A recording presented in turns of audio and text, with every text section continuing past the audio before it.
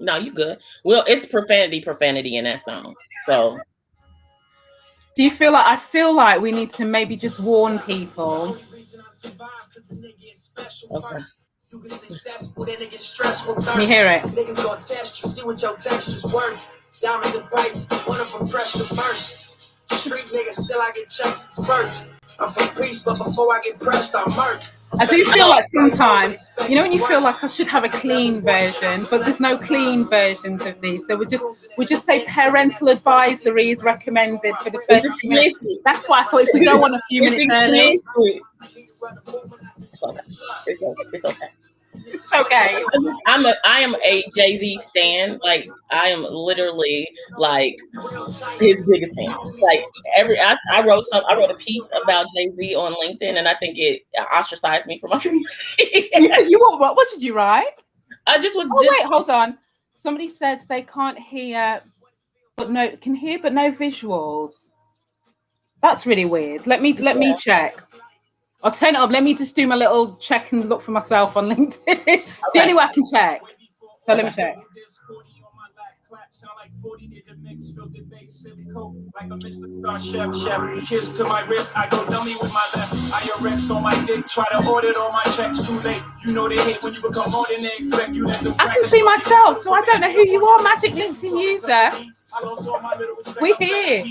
Open, bringing folks on from the sets. I know that you mean. I'm saving all my little bread. Pray for me, y'all. One day I'm gonna have to pay for these dogs. Visual of you both. It ain't safe for me, my dog. They killing niggas in the wrong hood. That makes sense to you with all you. Right, who said they can't see? Swim across. Y'all know niggas can't swim. They fight Mike got me die. Y'all know niggas can't win. You never land on your side.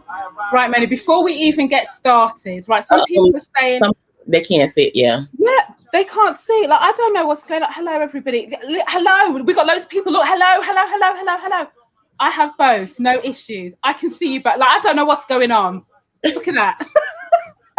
Don't worry about it. We can see you and hear you. Right. Everyone's like, no visual. I don't know what's going on. Got it now. Thank you. Maybe leave and go back. Because if you can hear us, clearly there's something going on, right? This is what it feels like. And this is what it feels like. Thank you, Jackie. I need like people to tell me that they can see stuff. And a smiley face. Thank you, Jackie. That warms my heart. I know. Yes.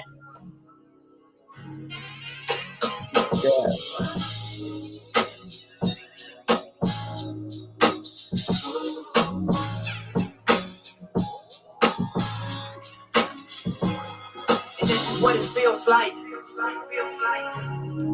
Thanks, Yvonne. This is what it feels like. This is what it feels like. What we supposed to do our parental guidance right there? Thank you, Lisa. See, everyone has to confirm. No issues. Perfect. Because otherwise we can't start. And we're here. We're live. Lean into thank you, Joanne. Yeah, look at the hair. Yes, it is dope. We just had that conversation. Okay, Kate's in. You got to do a refresh. That's good. You're supposed to dance at work all day. It's supposed to do that. Good. Right, I'm just going to play this one song. It's very unnecessary, okay? What song is it, though? That's the question. No. Listen, so I was just, like, doing the ironing on the weekend. You iron as like a No, listen, once a month. It's getting desperate. Yeah, it's a bad I was like, I can't keep wearing these same jumpers on Just throw it in the dryer. Just throw it in the dryer. Like, you don't got to iron, just throw it in the dryer. I was like, once a month. And then I haven't heard this playlist for a long time. This is the playlist of my younger days in my 20s, right? Oh, girl, get it then. I'm all about that. Relive it. Right, so I'm gonna spring of your yes. Listen, if anybody's from the Caribbean, they're gonna know about Stone Love, yeah? I found this. This is one fire. Well, right about now, we feature to you the one about the son of feature man like Loose Yalla. Listen. So you was on the street. You were in the street.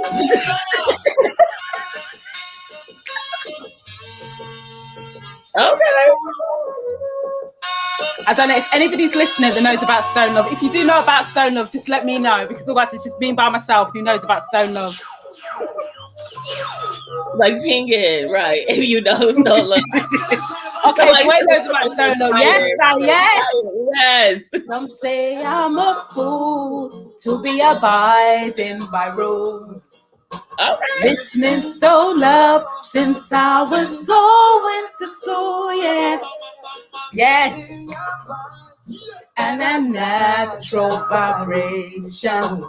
Okay, there's people that know Stone Love, Moni. There's people that know. See, I didn't know. Play your child. Okay, Jackie is correcting me. She was like, no, not just the Caribbean. I know. All right, then. Right. Jackie's like, I know because I know.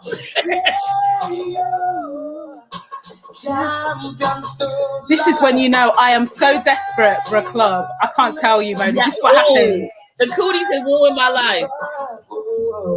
I'm so sad about it. I'm a social person and I can't get it anywhere. Like, it just makes me sad.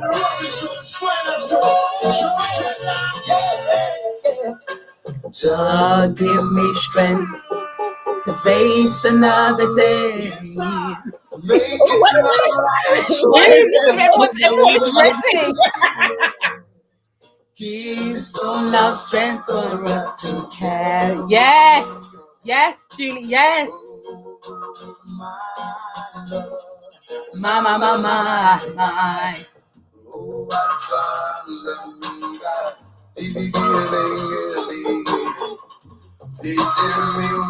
Oh, you play some Document and Flyers though?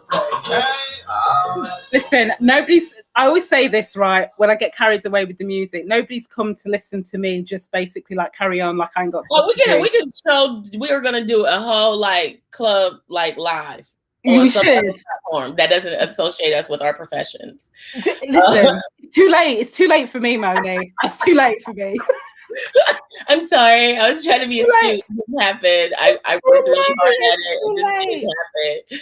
It's too late. So listen, before we even start, because me and you, as soon as we get together, we're like, rah, rah, rah, like jumping in. We're like ready. We're ready to go. So firstly, thank you so much. My pleasure. For coming here. Yes. For being like my spiritual sister across the water. Know it. Do you know what I mean? This, like, just thank you. Thank you for being you. Thank you for being here. Thank you for wanting to talk. Because you know what's really interesting about this subject, and we can tell by some of the comments, right, when I shared that we were doing this, and I've shared it a couple of times because I like to do that if I'm organized. I like to tell people twice. Sometimes it don't happen. Sometimes. Well, I'm getting better. I understand. Right. But this is one of these conversations. So this conversation, just for anyone who's listening, they're like, right, fundamentally, this conversation between Moni and I, we're talking to our Black brothers and sisters. Yes. Anybody can listen in by definition of me being here, right? That's the purpose. But no, we're talking specifically to our Black brothers and sisters. Yes. Because some of the unlearning, as I like to call it, and relearning on the back of knowing that there's a lot of work to be done when it comes to dismantling racism. It's not just for white people. No. Right?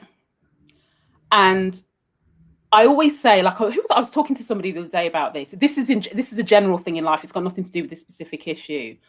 But I always say people who claim that they are forever the teacher and never the student, you should always question.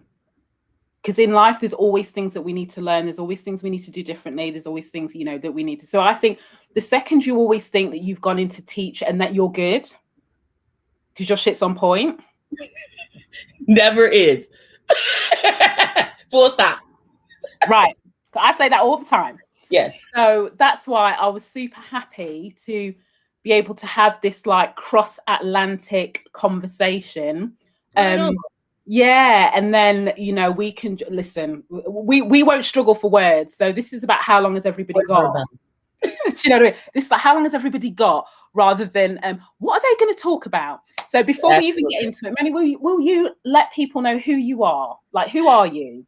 I am Moni Nicole Robinson. No, I'm Moni Robinson. I'm the COO of the National Association of Black Compliance and Risk Management Professionals, NAPCRUMP. We are a professional organization that aims to amplify Black professionals in the governance space across industry. So we're industry inclusive.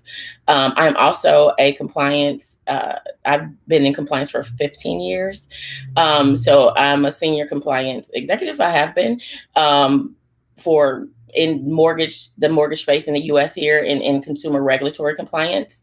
I also do project management. I'm a Six Sigma Black Belt. Yes. Yeah. How I'm about considering this? law. I'm trying to be like very polite and go, yeah, really, I'm just go.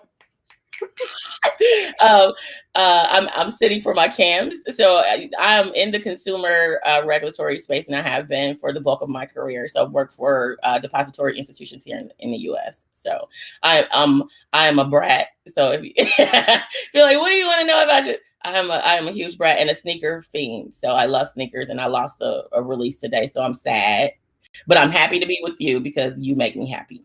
Oh, thank you. Well, I'm also a trainer person, which is the same as sneakers. Although I have boycotted Nike as part of my because they don't treat their Black people good. So I decided. I know we got to be better. No.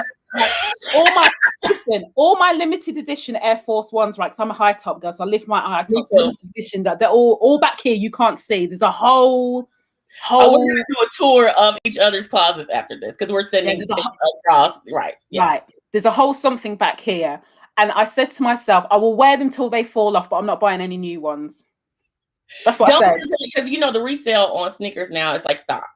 No, I know, but no, I can't. So now, but here's the thing though, the fun thing, I haven't started doing it yet, is I'm now looking for high tops by like Black designers. So I got fixed up. I'll write that down. I'll email you after this because I have a shoe thing, right? Like perfect. I was a complete tomboy growing up. Me too. Totally, like to the point to where like nothing, no makeup, no personal, nada, right? Until I was like in my 20s. So I only wore sneakers in high school, basically. Jordans specifically. I like a Jordan. I like a Jordan. But the ones are now my favorite. The 9s were at the time, right? Yeah, I like a Jordan. So I know. Nike, I want you to do better. Nike got to do better. We'll pray about that, and I will not buy another shoe until you make me feel better about it. I'll make that, and I made a promise to somebody else. I said I was gonna be focused and not buy shoes, no way. But I kind of snuck up here in. So I'll be better, so I won't patronize because good.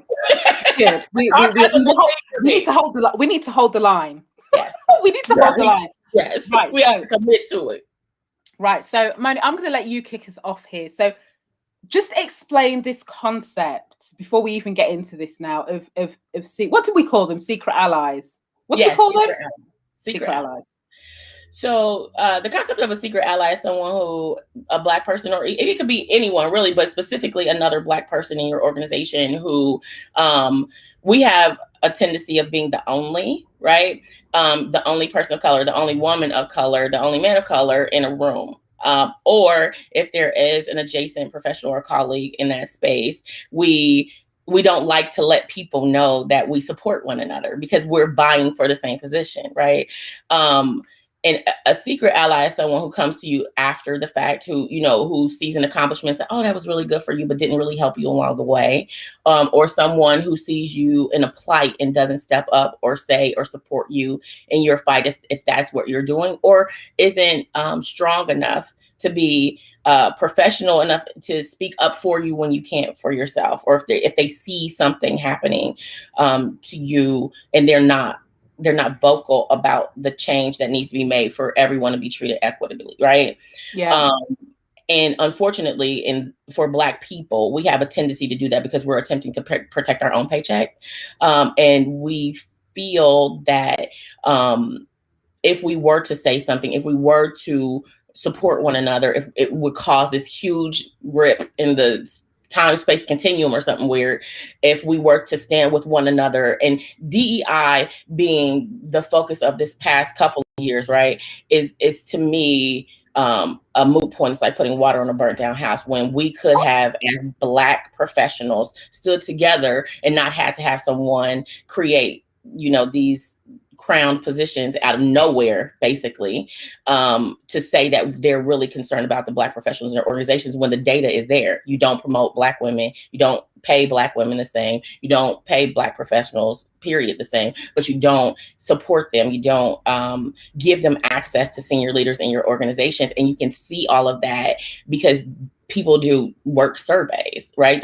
I've worked at an organization. Every year we do a great place to work survey. And I think that people are afraid because they don't think that it's anonymized enough for them to speak their truth, right? I'm a rebel, and I'll never be any good.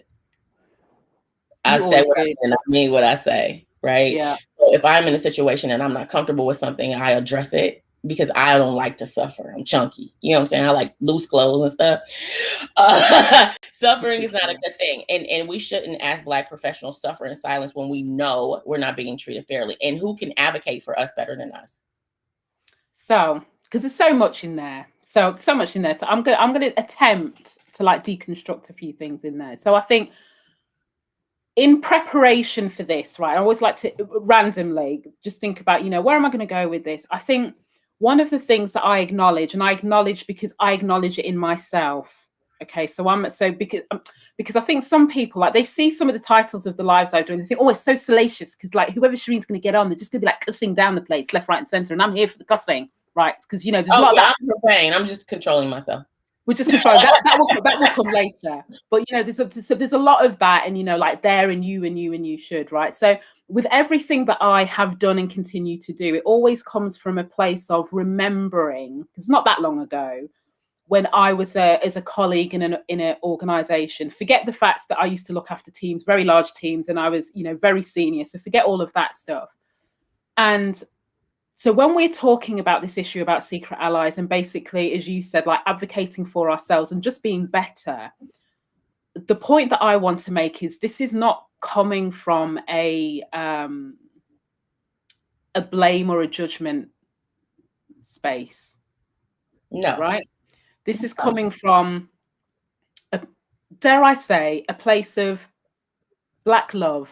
Is where it's coming from. Do you know what I mean? Because I always talk about my Black liberation piece. That's why I do what I do. So it's coming from a place of love, because for me, in this moment of time where we are, and we are seeing this now globally, every time somebody wants to tell me that like the murder of George Floyd last year was just like a ripple in time, something that happened, and there's always some bullshit. Legit. Go ahead. Right? We're seeing it. And I guess what I'm trying to say to people is listen, there's two lanes for people here. There's people who aren't Black or even aren't of color, right? So if you want to advocate, an allyship is doing something where you're taking a risk, not putting your arm around your Black friends because they're crying. We don't need that. I'm all right. Got tissue. I need you to treat me better than you treat your dogs. Okay. So there's a lane for that. But there's also a lane for we have to do for ourselves, because we have seen for hundreds of years, at what point do we stop knocking on the door? Yes, massa. Can I come in now? At what point do we stop doing that? Right? Why are you gonna make me today? Why are you gonna do that?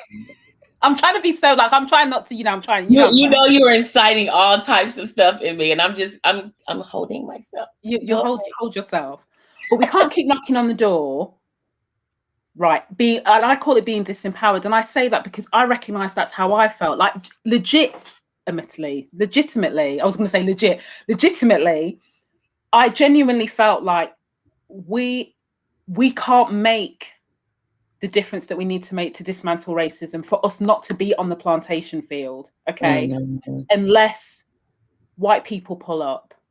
That's how I felt. Mm-hmm. Right? And in some places, that's very true, because we don't believe in ourselves enough to think that we have the resource, or we have the support, or the organization, or the ability to make it outside the confines of what has been defined for us. Correct. Us thing. It's us. and we have to look at ourselves. The only change we can make is us, right? We can't. I don't want white guilt. I don't care about your white guilt. Your white guilt, you can rationalize away white guilt, right? Right. I can't rationalize away that you make me feel when I know it's microaggressive, or that you're being deliberately marginalizing me because of who I am or what I look like. That I can't like rationalize that away. So you're completely correct when it comes to us being fearful of stepping into our own greatness. We educate ourselves at a gasping rate, right? Like we go, I'm going to get a master's, I'm going to get a PhD, I'm going to get, do on and on and on and on to educate ourselves, and then to sit in a workplace and shuffle paper. And then demand a grade. Right. I'm a ace. I'm a master's in paper shuffling. And you got me out here like I'm emptying the garbage cans. That's a you thing. You need to speak up for yourself, or people around you. You need to have access. And I think that the power in speaking for yourself makes you feel better about the accomplishment. Right. Okay. So that's the thing there. So what I was going to say, so not only are we shuffling papers, we're told to be grateful that we've been given an opportunity to shuffle papers. And listen, we can see this, particularly in the UK, that there is no better example of how people who are very accomplished professionally and educationally or academically in their countries where they're from, and they come to the UK to not only be treated like second-class citizens, but all of that accomplishment in their home countries that's beneficial, that we need. Let's be honest, because Britain, we ain't got our shit together. Like, we need all the help we can get. Right? Who does? Go ahead. But because of the systemic racism, the institutional racism, but also the racism that comes with white supremacy and behavior, and this idea of superiority. Okay. That is an idea, right? I think as humans, we all have the capacity. I think you had we were talking about your talk about Elon Musk, right? And that's how we kind of started having our conversation, and know we were, in sync in some of our most 3/4 of our ideas, 99%. The fact that white privilege is not money. White privilege is not necessarily institution. White privilege is the mindset of limitlessness and the ability to be what you want, to pivot to be whatever you want on any given day. The limitlessness, right? Of being able to, if I want to listen to Mozart today, if I want to pull my cello, I play the cello, right? I also rap dirty rap lyrics. Like, I am a rap fan. So I can be both of those things, and you can't, and we allow ourselves to be boxed in. If you are Black, if you're a Black professional, you should act this way. This is appropriate for you to assimilate to your environment, to when in Rome, do as Romans do, which is one dimensional. I don't want to live anywhere, be and work anywhere, spend most of my time, because everyone works a lot, in a place where I have to be one dimensional, because I am a human, and I'm multifaceted. So but you did that, Moni, and so you made a deliberate decision to do that. I spent 17 years doing that, and I can tell anybody it doesn't work. Right? It doesn't work. I've done that. I did the grin and bear it. I did the grin and bear it. I did the whole get your head down. I did the whole turn the other cheek. I did the whole leave one organization and go to the next organization. Same. All of that. Yep. Okay. And we did all of that. And then here we are in 2020. Okay. When even white people are trying to rationalize why a police officer would put his knee on the neck of a man. So they're trying to rationalize that because it's something the Black man did. Of course. Right. And they also, he was scary, right? It was 4 or 5 of them, and he was hopped up on drugs. Right. Okay. And who's the guy that got shot in the back, like close range, getting into his car, right? Right? Oh, yeah, at Wendy's, right. Right. So we've got all of this. Then we have the level of privilege that we're seeing even now, where white women will weaponize their position, they will weaponize their tears, they will weaponize all of that. So we see all of this play out. Okay. And my thing is, what shows the level of work that needs to be done here, but also the fact that things aren't going to mysteriously change, is listen to the narrative to explain away this behavior. That's what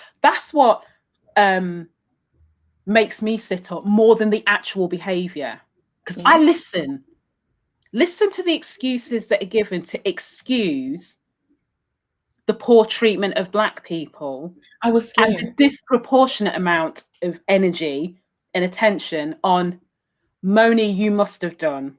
Of course. Shireen, if you Black just woman. Right. So as I did a live last week actually talking about the Meghan Markle thing with my friend Leanne, and as she rightly said, that I did drop off my chair, and she was like, I literally did. I'm so extra. I was giving all that, waving one hand from the floor and all of that. Yeah, that's me. I was like waving I'm waving one hand. And she said, one of the things that is Black people, we got to recognize there's no such thing as safety. Right? So when we're in these, hard pill to swallow, but it's true.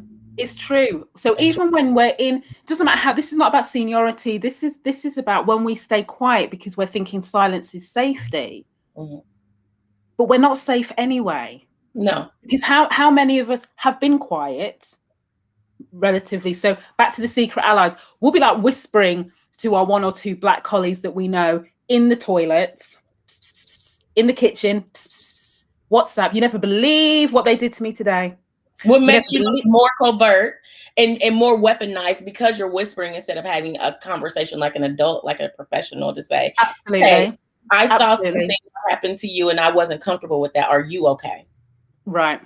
And also when we are asked, is everything all right? Yeah, it's fine. Oh, because you don't know, right? Well, and let me say this. So we're all, this is going to be the most crude thing I say today, I think, right? All skin folk ain't kin folk. Right. Okay. So that means that you can have someone who knows the advantage of being the only and is willing to sacrifice you for it. So listen, we've had to learn these lessons the hard way in the last few days. And I tell you why, because the number of Black people who have been coming out in defense of Piers Morgan, coming out in defense of Sharon Osbourne, coming out of defense of the royal family, coming out of listen, the uncle, what's the phrase? Uncle Tomness is not even a word. I don't even know what the phrase is. I had to make the emoji face. Right? I don't even know what how you would use that as a verb. I don't know how you use that. I get it. I understand. Right? Yes. The shucking and jiviness of it all. Yes. Right. And so then what happens is everyone's like, oh, well, so-and-so, the fill in the blanks, whichever prominent Black person, they've confirmed that, they've never experienced a day of racism in their life. And look at them, they're like 62. And, they're still talking about, and they're the same ones quoting Martin Luther King, I have a dream, and all that bullshit. Not that if he was alive today, I wouldn't like him. Right. People that's disingenuous. Be authentic.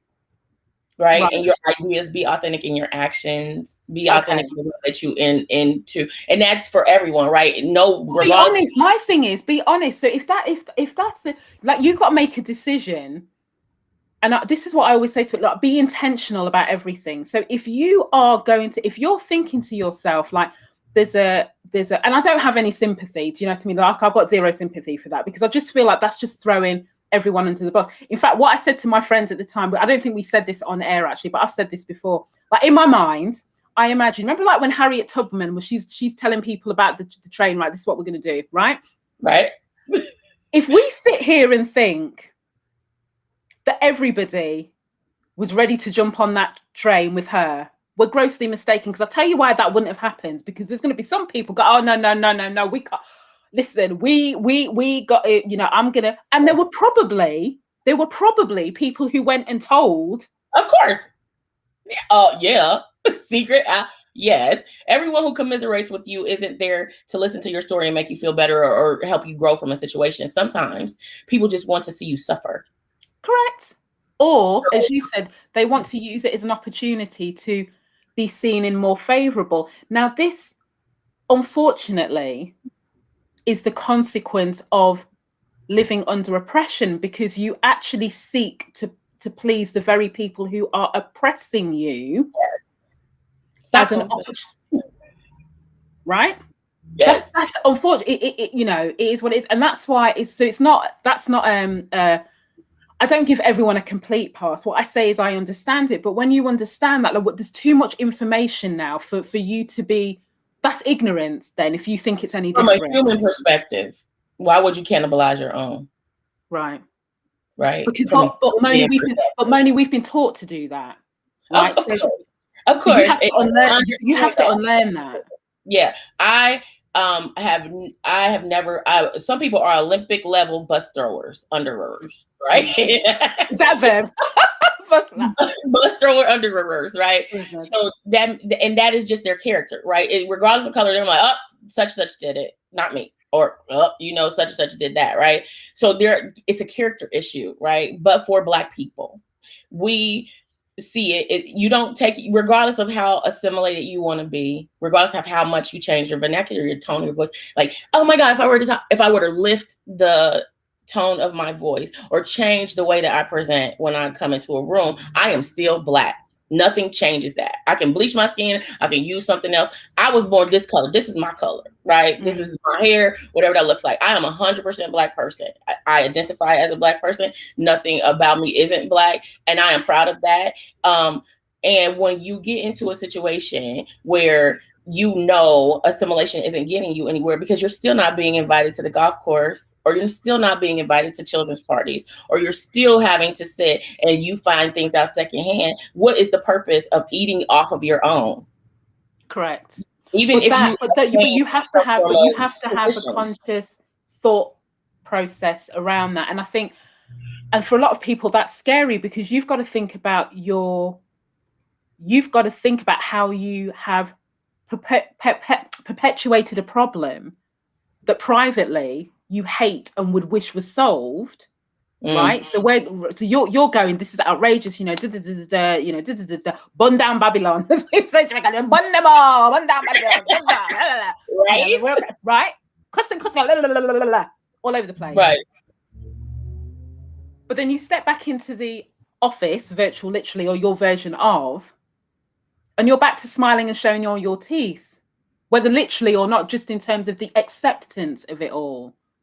Absolutely. So if there's no, and I remember somebody, who was I talking to? There was a lady I connected to in the US who was actually part of putting in some laws and stuff on the back of the civil rights. Super fascinating. Like, she telling me some stuff, and she was like, I'm here. I've walked your shit. I've been the journey. I'm here. And she's telling me, but she said one thing. She said, I wish people would realize is change comes through pressure. It's pressure bust, but diamonds wouldn't be here if you didn't have pressure, right? So I think the pressure that it takes to kind of condense all those negative things to make you not be able to ignore it, to where you are up with it every night. It lives with you in a way where you have to make a change for you and others that look like you, is something I think that what I don't want is for us to be comfortable being the only in the room. If I'm the only room, I'm holding like the door open so we all can get in, right? Like, I was that kid at the movie theater, like, come on, because I want everyone to have this, because it doesn't do me. That's equity at its highest form, right? I shouldn't have to fight for one position when we should already be in the room.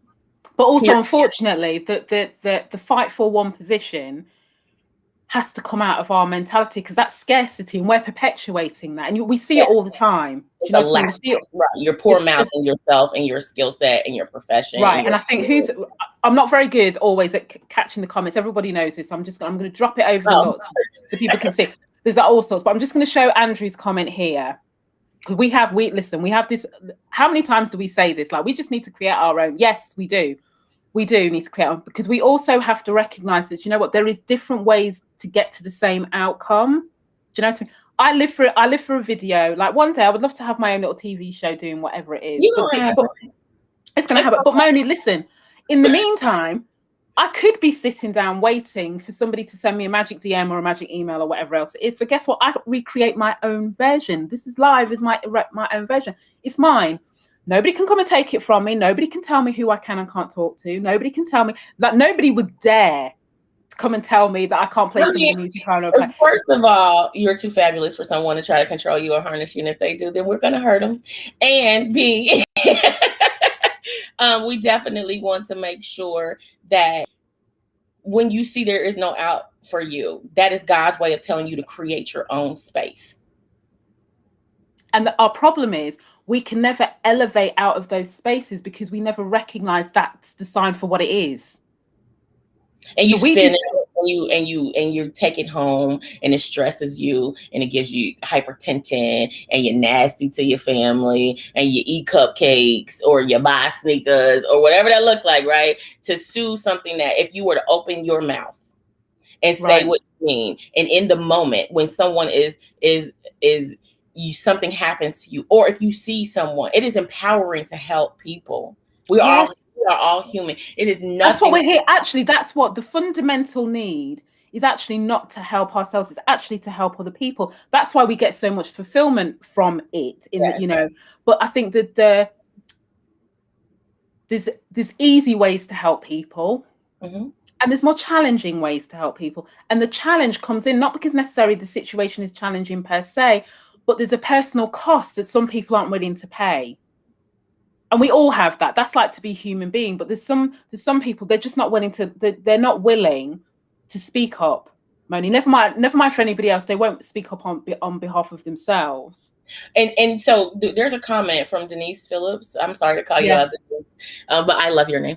That maybe people don't know what to do with a lack of confidence. And I understand that. And that's where senior leaders or senior professionals who look like you find, and you get a community of people, and they don't even necessarily, let me correct that.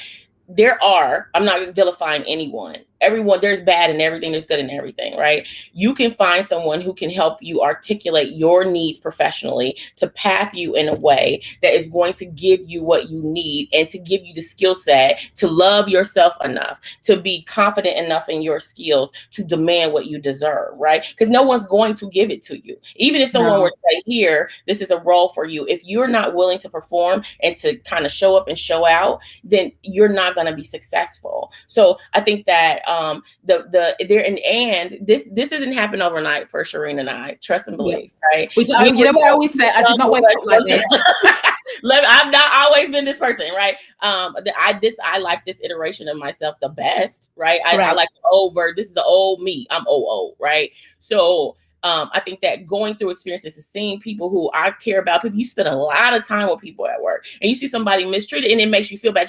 If you don't have a conscience about that, you don't have a conscience. You see someone being marginalized or their ideas usurped, like how can you feel good about that, regardless of color, but especially when they look like you, and you know you already have a struggle anyway. You have to come to work and overperform no matter what, just to be there. Right. And then you see someone working hard and then they get stepped on. Like, I'm not saying everyone is a savior, right? I'm not saying that. And I'm not saying to risk your livelihood on behalf of another person if you feel that is something that will happen, if you feel it's a retaliatory environment. But I am saying that there is strength in numbers. I am saying if we were to openly collaborate, and we Black professionals, we can't let them see too many of us together because they're gonna think we're plotting, right? No, but also that happens, Moni, even outside of the organizational structure. So even in the entrepreneur world, like they're still worried about too much proximity to Blackness. Like I have it all the time, like, because I'm always away from my seats. Everyone knows everyone knows when I start waving my phone, in his receipts, right? And there are Black founders and entrepreneurs who would find me more palatable if I was less quote unquote Black. Of course. We just right. So they're like, yeah.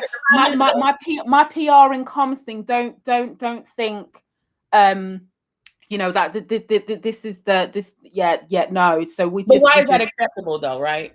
No, but then I see them pop up on every shade of whiteness everywhere else, and I'm like, all right, okay then, I'll leave you there. I'll just leave me with my 36,000 followers. But you all right then? You stay where you are. I'm busy when you want to come roll back.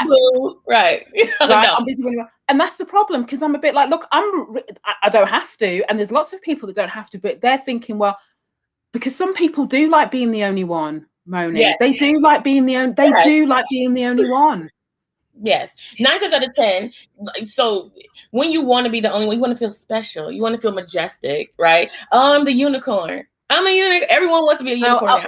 I'm the black friend. I'm the black friend. They're like the black whisperer. Right. Or you can get them into the good clubs, or, you know, all the cool dances and all the good slang and all the cool songs, and you're special. You're put on a pedestal. But the your pet, like, it's the people who cared about you and who your experience couldn't ever carve out one of you. I have my family runs the gamut, right? The people who I work with run the gamut. I love and respect the people who I work with. I wouldn't be able to do it if I didn't, right? And I think that if you're someone's only black friend, then you need to look at yourself. You need to take a long, hard look in the mirror if you're the only black friend, because then that means you are some form of novelty. It isn't you. It is the novelty of you, right? And I understand people grow up in different, areas. I went to a performing arts high school, and we were in the gamut, but it was majority, because of this country's majority. We were a minority in that school. So that doesn't mean that, sometimes you kind of get in a situation where you're the only one because your parents move or whatever, or, you're in a situation where you're in a very specialized profession.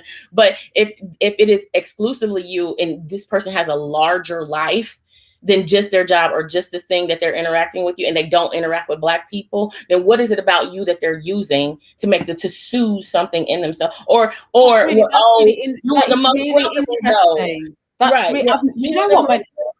Why are you hitting me with this knowledge? I never thought about it like that. Why am I your only? But what's also interesting, though, is particularly this, and I don't know anybody else who, anyone out there in the digisphere listening to us who has this dynamic, but particularly when you have white friends who only bring you into certain circles, not all circles, right? Mm-hmm. Certain circles. So when they want you to be like bubbly and, oh my God, just do that dance move one time. You know how to twerk? Can you twerk? Got a good beat and you can dance to it, right? Yeah, because I know you like to party. So they bring you to that. Okay. But then when they're doing these other little equivalent of, the dinner parties or whatever else it is, where, as we know, where the real business deals are being done, and everyone finds their next person shit. Yes. The CEO that you want to, I'm just going to connect you and do. All of a sudden we're missing. But all of a sudden we find that out, like, a LinkedIn thing, we're like, oh, you didn't tell me about that. Yeah. They were like, oh, no, it's fine. But guess what, though? I'm doing a little something next weekend. Do you want to come? No. I'm good. Thank you. Yeah. But, and that's the point. So we don't think about, that's a really good point about if you are, like, sometimes it is you're the only black friend because you are the only black, like literally there's nobody else. You might be the one black person in the whole town, the whole village, the whole whatever. So that's different. We're not talking, that's different because like literally there's nobody else. So, it is what it is. Don't be friends. Yeah, how can you be comfortable? No, you wouldn't be ever comfortable. I don't care what you wouldn't be. It's not comfortable. I don't care what anybody says. Green acres, you are going to be comfortable being the only person who has had your experience in a situation. You cannot be comfortable like that. And if you are, then you've repressed yourself to the point of not even knowing yourself. Noticing. Yeah, because I can't even now, and I think partly though it's because of what I do now, and I step into virtual spaces. And if I'm the only black reflection I can see, like I feel a little bit stressed by that, Moni. Like I don't like that. No, it's because you don't know. So like things, right? We're like, I mean, we don't want to go biblical because I'm all over the place with that. But things that are like you go and Noah's like we're going one of these and one, So you need the I call it pick and mix. Like one of them. One of them. Shake them joints up, right? So no, I think that like if your ideas are completely aligned with something that is exclusive of who you actually were born as, completely exclusive, where you're like, and someone put in the chat, Candace Owens, how can you hate yourself so much? That is self-hatred, right? So you perpetuate your insecurity, you perpetuate your lack of knowledge of self, you perpetuate your experience onto other Black people, and you wag your finger, and the community that you're pandering to still call you a nigga. Let's be frank. Right. Talk about your baby. Like, you know what and I'm saying? And that's what you're saying. That's what you're saying. Talk about your baby. Like, yeah, that's what you're saying about the pet nature of it. You know, it's the pet. Yeah.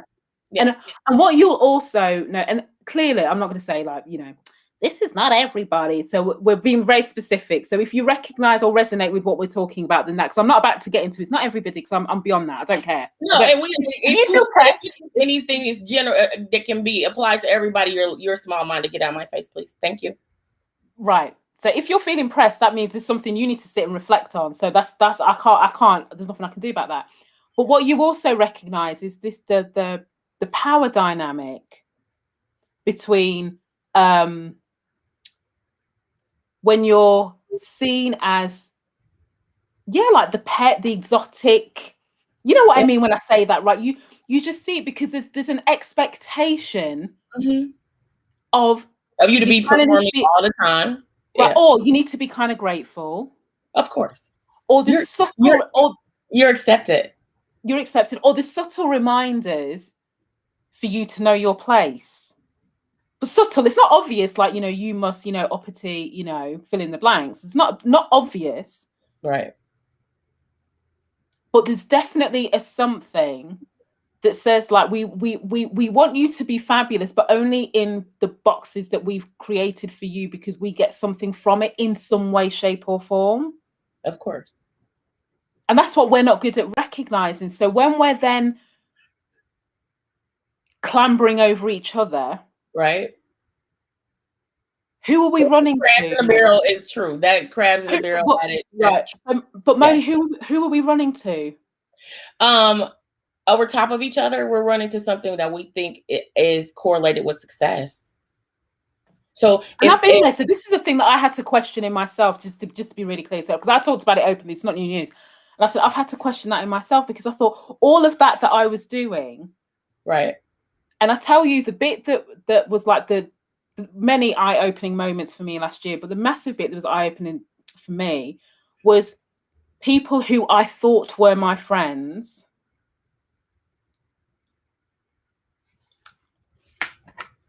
Right? I'm laughing at you. I'm laughing with you. Go ahead. Irrespective of skin color. Okay. Okay.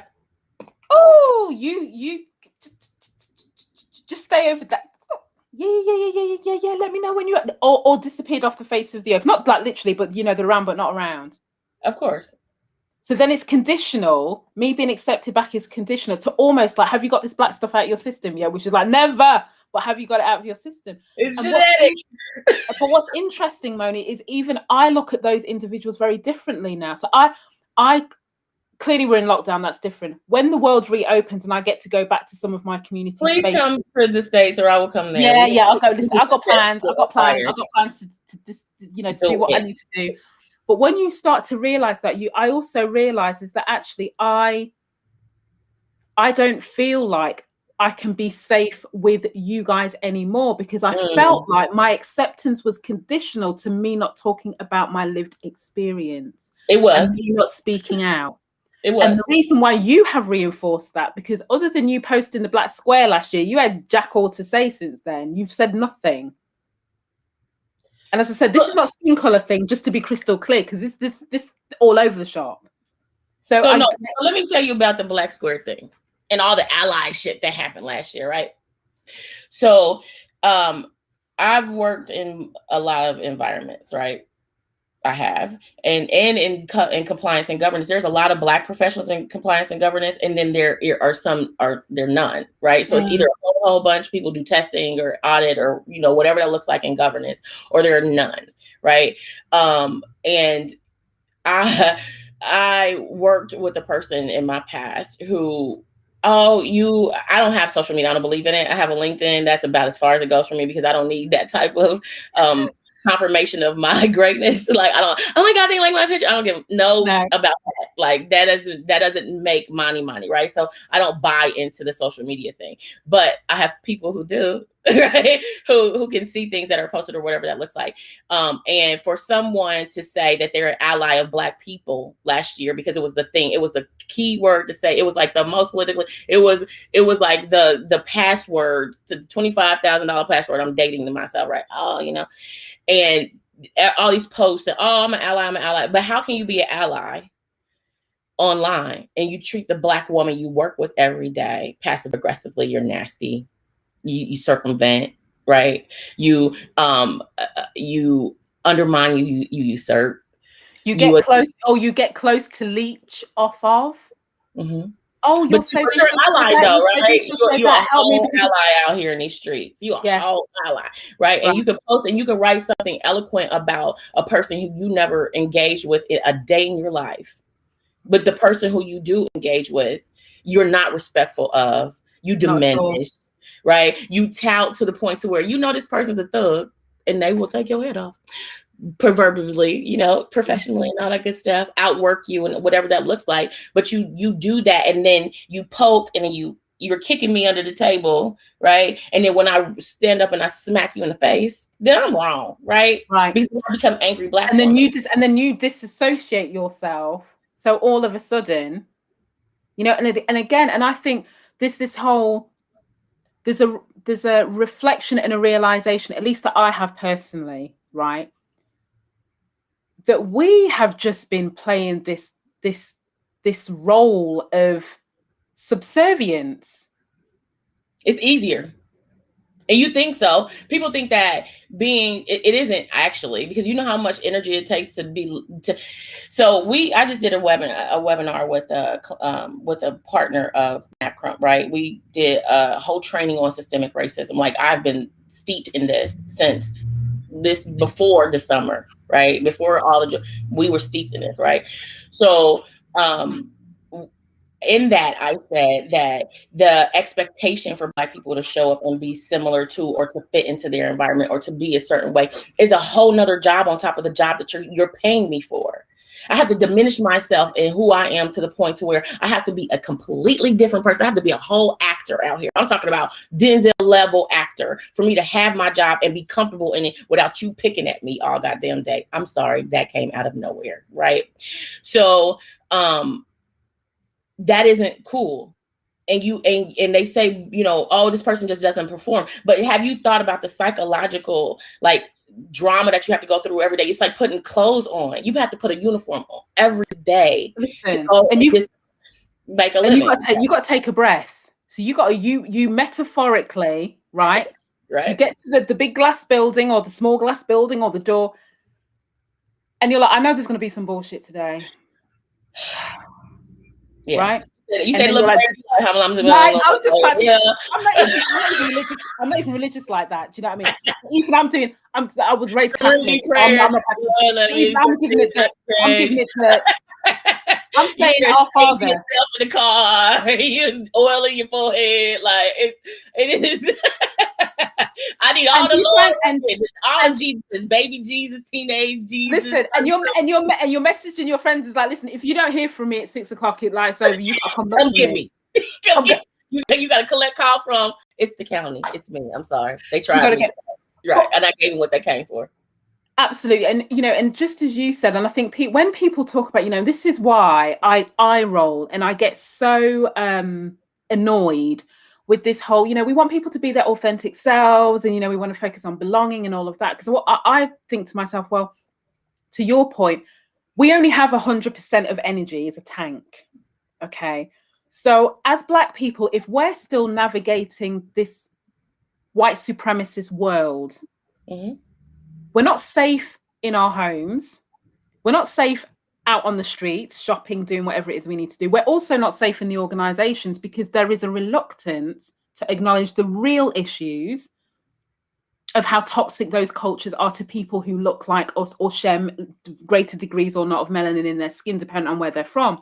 There's a reluctance to do that. So that will keep perpetuating stuff. So as we're putting our energy into surviving that environment, trying to work out like, how do we, like, because the path is not easy for us. So we got to try and find alternative routes to still get that promotion, to still get recognized, to not be ignored in a meeting, to not do all of this. It's like my friend Raj Kumari talks about, it's the cost of exclusion, which we don't talk about too much. It's like the cost of exclusion, right? You're burning off your energy and your intellect attempting to be in a situation that you can be using to do your job even better.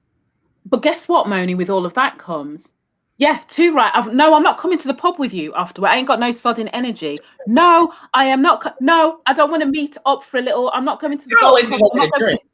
Right. I just want to go home. Oh yeah, I mean, because we've used all our energy, so we've got nothing left. And then there are other colleagues. I'm not saying they don't have issues and they don't have problems, but let me tell you, they aren't worried about what we're worried about.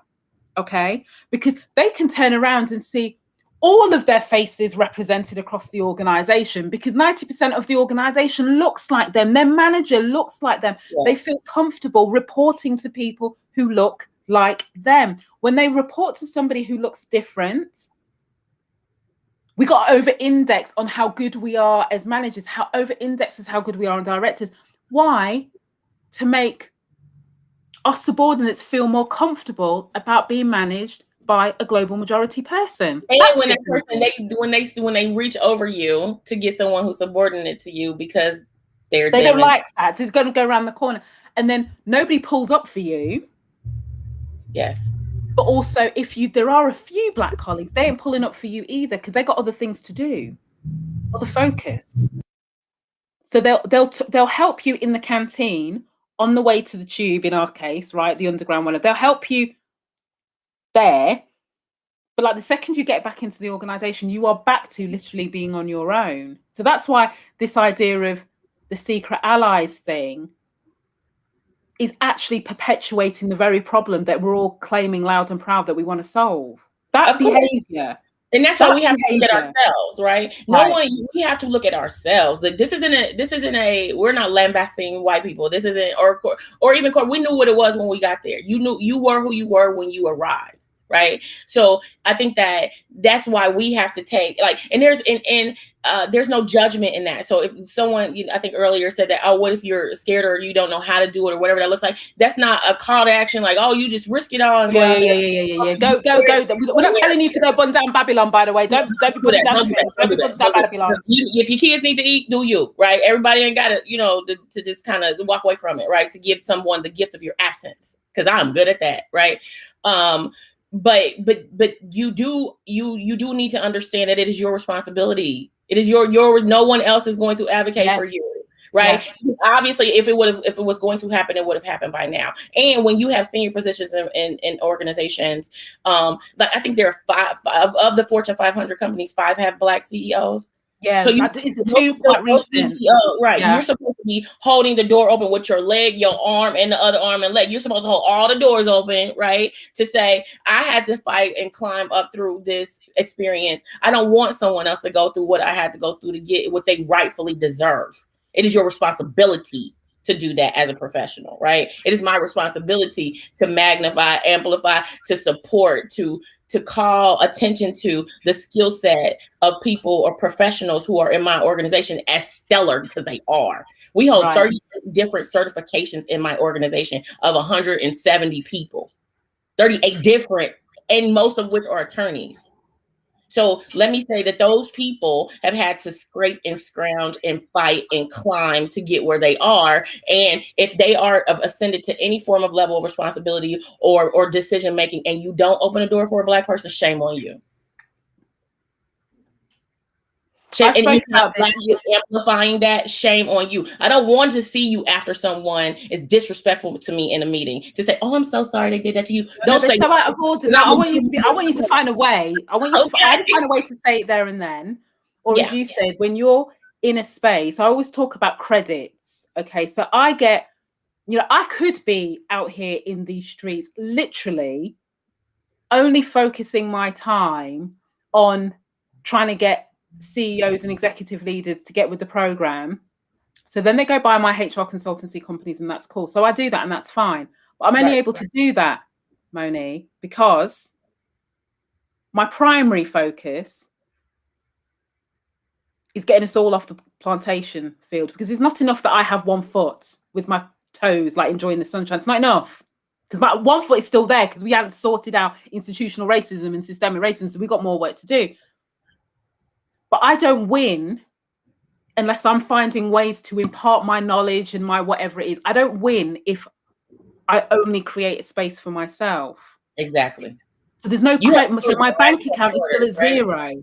Yeah. Do you know what I mean? What you put in the is what you get back. And that is just as simple as that. It is karmic, literally. Energy is karmic. So I have nieces, and they're dynamic. They're beautiful. Oh, they're like me, 3,000. My sister and myself. Oh my God, they are dope, right? And what I'm not going to do is, as a Black woman professional who's been able to get to some level of success, is not teach them what they need to do and not create spaces for them to flourish. It is my responsibility. Right. Yeah. As an aunt, as a Black woman, as someone who has been, discriminated against for multiple. I'm a woman of size. I'm a big old girl. Right. So when ain't nobody giving me nothing. Right. Right. So I have to be there, and I have to overperform, and I have to be this person. I have to. And what I refuse to do now at this big old age is fake it. Yeah. If I don't want to turn my camera on today, you ain't getting it. I don't care. I don't feel like it. You in my business. Why are you in my home? I don't want to. I'm not going to. Is it a requirement of my job? It isn't. Okay, out my face. Thank you. Right? And being strong enough to be myself when I show up. I am this person all day. It is easier that way. Right. Because, and also you're preserving energy to be able to use it in your other endeavors that you so wish to do, because the energy that you're now no longer expending and this is why I say to people, like, how can you do so much stuff? And it's like, because now for the first time in all of my life, I can channel my energy into stuff I actually enjoy. Isn't it beautiful? Right? It's a beautiful thing. It is a beautiful thing. You're more creative. It's like, you actually get things done, and you work so much you don't even notice that you're working because it feels good. Right. Because I mean, and so that's the difference. But sometimes you have to experience a little bit of that for you to get the wake up call. I wish it wasn't. We can all make conscious decisions, but we can't be. To Andrew's point, who just said here, we can't be in this space of thinking the world is magically going to change because society. FYI, whoever Mr. Guy is, right? He's all the capital letters and bold and everything. Go ahead. Of course, we know who started those companies, right? But who builds and sustain those companies, right? And who gave them the leg up? We got enough institutions here in the UK. Who gave them? Who's whatever that looks like. I think that no, we can't say we can operate exclusively. We could. I mean, I'm sure I take that back. Yes, we could. We could operate exclusively amongst Black people and then perpetuate everything that we're seeing right now. I mean, but why not? If I'm in a company, why wouldn't I sit there and say, until I can get my own, until I have the capital enough to start my own, or the idea to free myself from working from anyone, regardless if they're Black or white, why wouldn't I take up space where I'm at? And I'm not going to be apologetic about it because I haven't gotten my own yet, or anyone else who looks like me has gotten their own in my space. I'm going to be where I am, rooted where I am, and I'm going to take up space, do my job well, and you're going to recognize and respect me for it. I demand it because I give it back. Right, but also, Moni, the other thing is to say is that too often, even when some people do go and start up their own business, because everyone has this idea like being an entrepreneur is like all glamour. Let me tell you, forget all of that. Forget all the whole. When was the last time you slept? Because I ain't slept in like 3 days. Right. So forget all of that. But we're always fleeing because we're fleeing. We're not necessarily fleeing from the job itself. How many times do we say, not all in all cases, but how many times do we say, I actually like the job. Like, you know, this is like what I do. I actually like the job, but I can't stand the fill in the blanks. I'm tired of the bullshit. I'm tired of this. I'm tired of that. All of that. Right? So we're leaving some of these organizations because we're fleeing for our lives, because we're like, I gotta go now, because if I don't go now, I don't know how much of me is going to be left.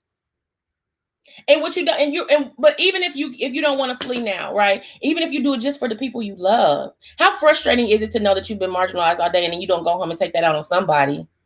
Someone's getting that energy. Someone is getting that energy. I don't care what nobody. It's going somewhere. Someone is getting it. So why would you want to take that home? Why wouldn't you just in the moment say, you know what? I didn't appreciate that.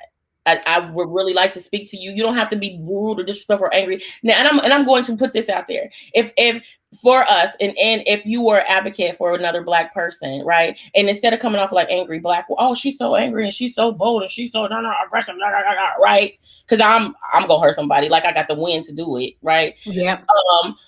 Why wouldn't I be? She's a champion. Yes. She's a fighter. Look how hard she's a leader, right? Yes. So it's an adjective we allow them to use for us when we stand up for ourselves. Regain yourself. I won't allow anyone, just because my voice is a little bit more aggressive and my energy is a little bit stronger, and I am so self-assured that I can sit here just like this and be Moni, that for someone to say that that's a negative thing, it is not. It isn't. I am a beautiful person and I know that, right? Yes. I bring this person everywhere, and you're going to be respectful of that because I give that, right? And I keep saying that because you shouldn't have to bow to someone and then not expect for them to be respectful back to you. Demand it. Yeah. Full stop, right? So in the space of being where you're being taunted or treated poorly, and then you just, I'm gonna just go home. Right. Or you see that happen. Oh, too bad for them. Wasn't me. Right. Yeah. Right. So relieved. Right. It will happen to you because you're normalizing treatment by not saying anything. You're helping normalize the way people of color are treated when you don't open your mouth.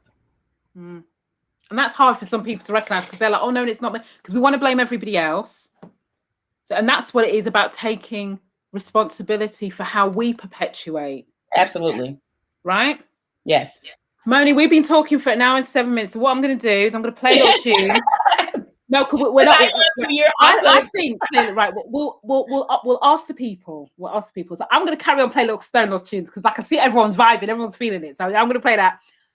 We can still hang around for another little 10 minutes or so, providing the people who are actually here with us, enjoying themselves, are interested in us continuing a little piece of it anyway. Sorry, I'm just moving my camera out of the way. So yeah, we can.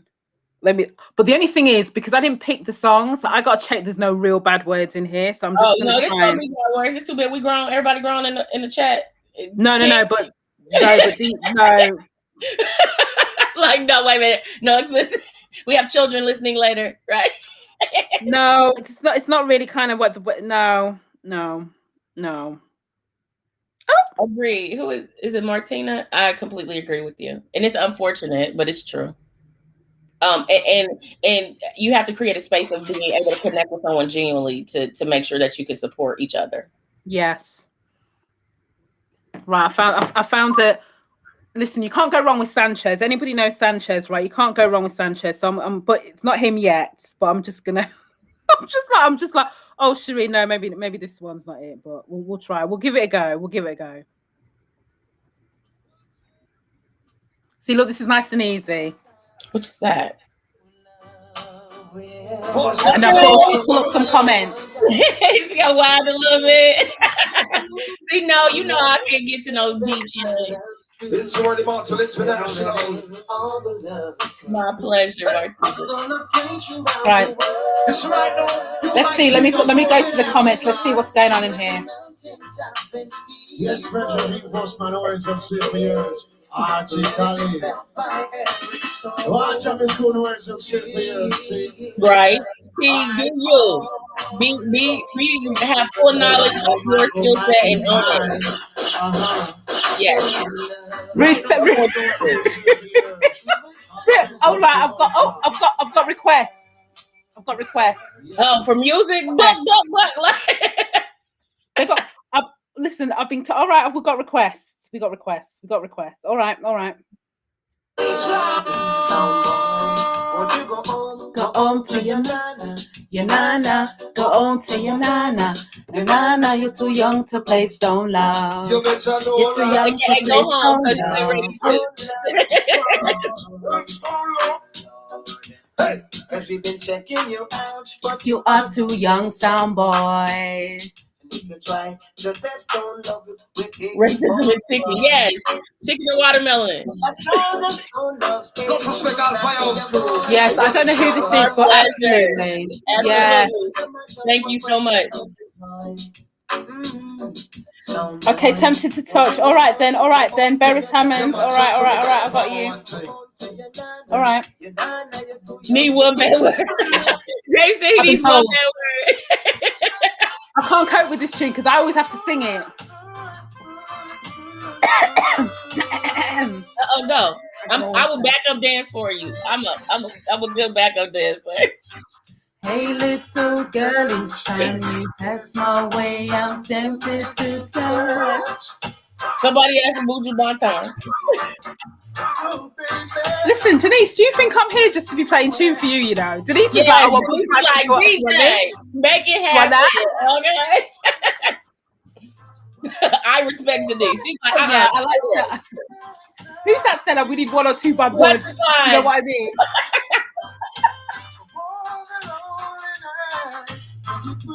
Well, let me see what else I got. Let me see what I got in the library. Connect with me on LinkedIn. You're my new best friend. Marty.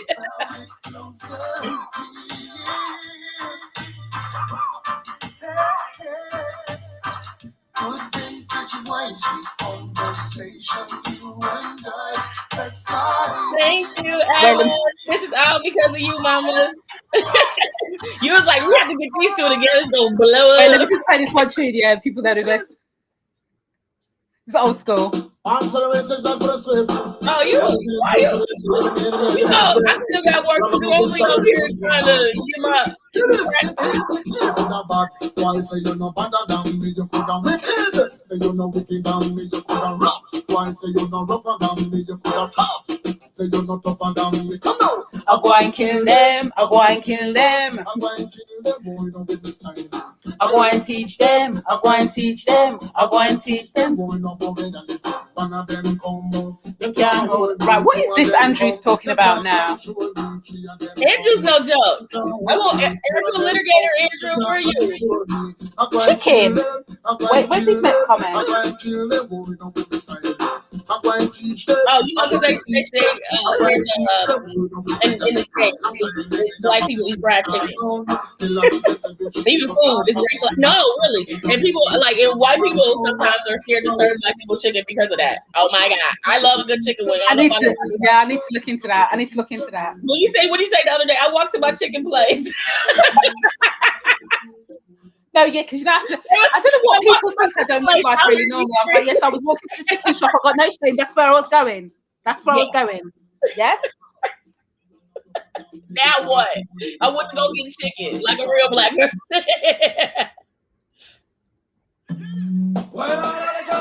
Sorry, I've got to do this. Oh, you DJing all the parties.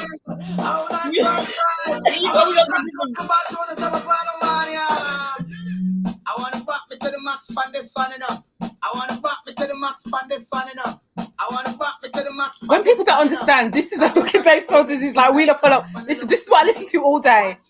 All day. I told you all day, Jay-Z. Coca-Cola by Jay-Z. Okay, mama. Skin out. Modi!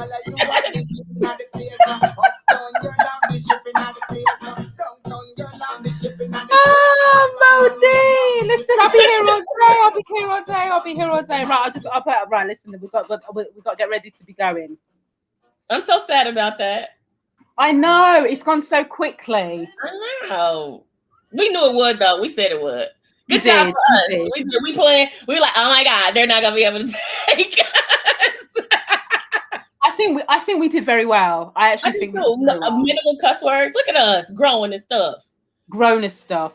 Now, T, I just noticed here, T said we'll talk about people who were blackballed, who have been blackballed because they refuse. Yeah, I mean, yes. Yeah. Yeah. Yeah. Yeah. That I think that because in industry usually it's a small, like, people think that industry is huge. If you work in a certain profession, you have a certain vocation, 9 times out of 10 you work with the same people. They know someone or they know someone or they know someone. Oh, I'm there with you, T. Been there, done that. And particularly the more senior that you go, the smaller that world completely shrinks. So all it takes is for somebody to say, I don't like working with her or him, or they're not a team player. Be careful. That magic word, like, yeah, I mean, you can hire them if you want, but I'd just be careful. How many times have we had that? I'd be careful. Yeah, they're nice, smart, accomplished, can do the job really well, but they're aggressive. Yeah. Okay.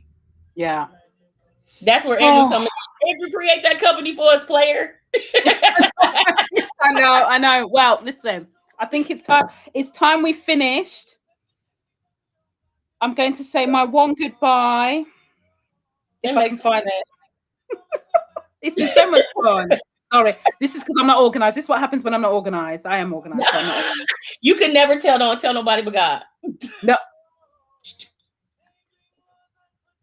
So I'm just going to play the outro and say our goodbyes. Everybody's loving it. Do you know how many people do like, Shireen, when are you going to do, like, when you do next live or whatever, and you're going to play more dancehall music? I'm like, I play it all the time. Like, people must be like, is this the only music? You're going to be DJ. We need to come up with your DJ name. We'll work on that. I'll get you a logo. I do need a DJ name. I'll send you a DJ logo and you'll have it like. Right, I need proper decks. I need, I need like vinyl, even though I can't DJ like that. But in my mind, we need somebody to carry the records and stuff. Like, I need with the whole cases, the trolley cases. I want to volunteer to be roadies for our DJ situation. Come on. Yes. Right, let me just play an outro because I got to play this outro. Love. 28 years on the business and going strong in the 21st century. So right about now, I want to send enough respect for your crew. Let's pick up on ourselves, seeing the whole entire crew. Lord help me. Enough respect reaching out to all the Pentos crew, all the Firehouse crew. Pick up all Japanese, pick up all Guyanese crew, all the crew from New York City, the world yourself, all the English crew there, all Canadian crew, Cayman all over the world. Let's pick up on the chest, you understand? God them said, oh my curse. So in the meantime, you can cut the breast with a knife and fork. That's what it is. Remember what they said? Beer, beer, beer, beer. We need an air horn. You need an air horn. I literally like beer, beer, beer. You need that. I need for you to have that. I'm sending you one. I need all of that. I just need noise. I know. I'm gonna send you an air horn. I'm serious. I will Amazon you an air horn. I mean it on my heart. Do you know what I mean? To be fair, they're too noisy for me. But I need the full. Like, I need the smoke. I need the music. Yeah, I need all. I'm one of those ones. Like I'm too noisy. I'm one of those ones. Oh, guys. Well, as always, Moni, thank you. My pleasure. It's been amazing. I appreciate you for giving, for being you. For being fearless. Thank you. I'll do my best. I see, Mama. I got you. Go. Yeah. Go. I got you. Yeah. I'm going. All the way. So thank you. All the way. And you fabulous people who's as always entertain me in the comments. I always feel now I don't need to apologize for not getting to all the comments because there's a whole lot of other conversations happen in there. Do you know what I mean? Which is amazing. That's the whole thing. I wanted to talk about the chicken piece because now I'm hungry. Well, listen, Andrew, what are you talking about? Like, what's the chicken? I don't know. We're not going to start the conversation with chickens. Don't ruin it. Don't tell me a story because I already started with telling you how I had to disown Nike. Do you know what I mean? Because they can't fix it up. Like, that broke my heart a whole bunch. Listen, as Black people, we got selective hearing, selective memory because yeah. So, until they fix up. I know everyone's like, one pair of trainers ain't gonna hit. I was like all those kids in Indonesia or wherever they created these shoes, they know I love them.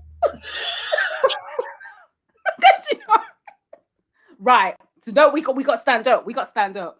So yeah. So I know someone who's gonna be very happy with you because you made me socially conscious about that, and they're gonna be happy. So there's that. I had to. I couldn't, in all good faith. And the next thing you see, I'm like brand ambassador for Nike. Can you imagine? Right? Colin Kaepernick, here we come for them billboards. I'll be like, yeah, me and Colin had a conversation, and he let me know what. We was over there talking to Colin. It's how you doing here, so we respect you. And then I'll be like that with my trainers, and people are like, Shireen, I thought you said. I was like, don't watch that, girl. It's Colin Kaepernick. We out here in these streets, like go. No, because he's doing his thing right now. We asked, and they said yes. With no shame. That would be me with no complete shame. So yes, well, thank you. I would tell, you know what? She made all the changes in the world. Respect her by Nike. Yeah. Serious face. You're gonna see me in 6 months with my own signature high top. Like, how did that happen? I was like, yeah. And make them do them like the love letter ones I lost today that I won't ever be able to get because you made me guilty. Right. I want your trainer to be pink, white, and red, please. Thank you. No, I'm feeling like there's going to be some mixture of kind of like Jamaican flag colors with like some red, with like something not so obvious. Jamaican black Nike. If anyone who has association with Nike, please do a Shireen Daniels Jamaican flag Air Max Nike. Yeah, accent. That's the word. The phrase is called the accent, isn't it? So just something like discreet with the accent. Yeah. Do you know what I mean? Nothing too like flashy. We don't need to go over like just nice little accent. Nice little accent. In a high top. Yeah. Size 8 UK. Coffee. 8. Size 8. Women's size 8. 7.5 if it's in the men's size, because I do wear men's trainers. 7.5. 7. Yeah. I got you. But we're just saying in general terms, it's not just for Nike. Right. Mine is an 8 in men's because I usually wear Air Jordan 1s. And if anyone has access to a university one, okay, so is it bad if someone gives it to me? Like, you can't turn away a gift. Okay, because I don't want to be rude. I was raised well. Yeah, you can't turn it away, so that's okay. So we've just spent 10 minutes talking about trainers. So that's Then we're not going to buy no more trainers. We can't go anywhere. Where do we need trainers? Where are we going? Oh, honey, we'll talk. I over the past probably 3 months, I don't even want to admit it. It's disgusting. Well, do you know what? We've got to live. One life to live. One life to live. Buju Banton said we got to live because we can die tomorrow. That's what he said. And I respect Buju Banton. Yes. All right. Well, listen. Oh, I love it. Right, I'm going. I'm ending the live stream. Can you imagine us at a party? Carry on. Yeah, last 10 minutes conversation of nothing. It was like, what are we talking about? I thought they were talking about secret allies. What's this? Conversation? I don't understand. No, we're done. We're done. All right, see you later.